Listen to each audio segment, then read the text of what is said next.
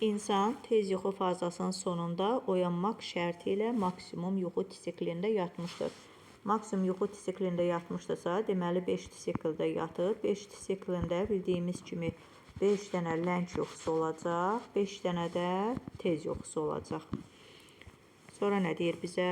Deyir, lənç yuxu fazalarının davam etmə müddəti minimum. Lənç yuxuların ümumiyyətlə davam etmə müddəti 1,5 saatdır. Minimum deyirsə 1 saatla hesablayacam. Mən 5-i vuracam 1 saata, eləyəcək 5 saat. Deməli 5 saat lənç yuxu fazasında olub.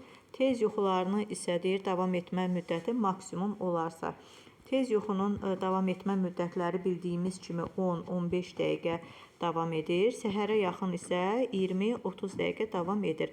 Bizə maksimum dediyi üçün 15-ə vuracam. 4 dənə tez yuxu fazasını 15-ə vuracam. Və sonda da üzərinə maksimum olan 30-u gələcəm. 4-ü 15-ə vuranda eləyir 60. 60 dəqiqəmiz 1 saata bərabərdir. 30 dəqiqəmiz də yarım saata. Yəni 1 saat 30 dəqiqə şəklində yaza bilərəm. Və sonda da bunları toplasam, 5 saatın üzərinə 1 saat 30 dəqiqəni gəlsəm, eləyəcək 6 saat 30 dəqiqə. Doğru variantımız A variantı olmuş olur.